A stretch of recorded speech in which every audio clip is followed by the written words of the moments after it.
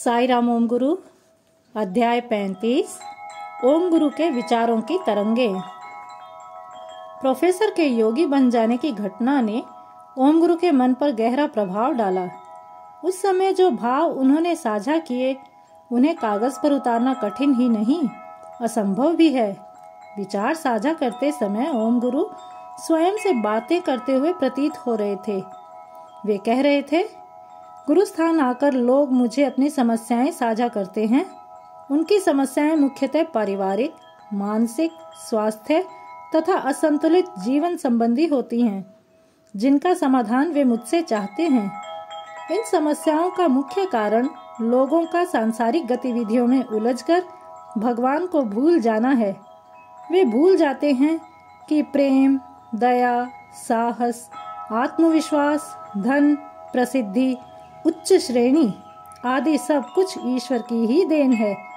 यह मानव जीवन भी उस सर्वेश्वर की ही देन है। जब ईश्वर ने इतनी सारी सकारात्मक चीजें प्रदान की हैं, तो घृणात्मक भावनाओं को स्थान देने का प्रश्न ही कहां से उठता है। प्रेम मूर्त भगवान ने हमें मानव जीवन देकर स्वयं को समझने, भक्ति भाव रखने, सबके साथ प्रेम पूर्वक रहने तथा सांसारिकता व भक्ति में संतुलन कर ईश्वर को प्राप्त करने के लिए दिया है। 12मासी नदियों को भी अपने गंतव्य तक पहुंचने के लिए अनेक बाधाओं को पार करना पड़ता है। कभी बड़ी बड़ी चट्टानें उनका मार्ग रोकने का प्रयत्न करती हैं, तो कभी कांटों भरी झाड़ियां। इन सबको पार करते हुए नदियां समुद्र में मिलकर एक हो जाती हैं। हमारे जीवन में भी बाधाएं स्वाभाविक हैं। मनुष्य को अपने जीवन के प्रत्येक क्षण में होने वाली हर क्रिया को ईश्वर का उपहार समझना चाहिए, क्योंकि जो होता है अच्छे के लिए ही होता है। हमें अपने सहज गुणों जैसे क्रोध, अहंकार, भय, लोभ, मोह, स्वार्थ आदि से ऊपर उठकर संतुलित रहकर ईश्वर को प्राप्त करने का भरपूर प्रयास करना चाहिए, जिस यात्रा आत्मज्ञान के साथ अर्थपूर्ण हो।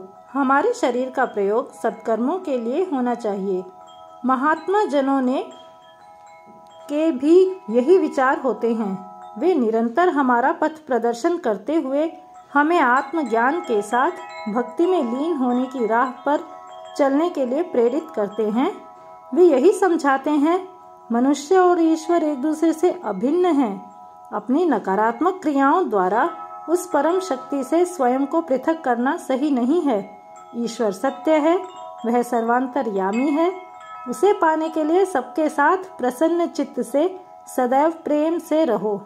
मैं, मेरा आदि शब्द अहंकार को बढ़ावा देते हैं।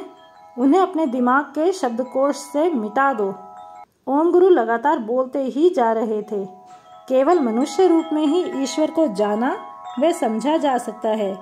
इस बात को अच्छी तरह समझ लोगे तो जीवन में न ही किसी प्रकार की परेशानी आएगी और न ही किसी प्रकार की समस्या, वरन जीवन खुशहाल व आनंदित हो जाएगा। सब कुछ भगवान को समर्पित कर दो। उन्हें उसके समक्ष संकल्प लो कि जो खाने को दोगे वह प्रसाद होगा, जहाँ रहने को मिलेगा वह देवालय होगा। इन विषयों पर अटल रहने से तुम इस परम सत्य को जान जाओगे कि तुम भगवान से भिन्न नहीं हो। ओम गुरु के विचारों की शब्द रूपी तरंगे मनमोहक थीं। उनके द्वारा कथित प्रत्येक वाक्य, प्रत्येक शब्द अत्यंत प्रभावशाली था। ऐसा प्रतीत हो रहा था मानो एक आरामदायक स्थान पर बैठकर किसी महात्मा से प्रवचन सुनने का सुनहरा अवसर प्राप्त हुआ हो। जय साई राम, जय ओम गुरु।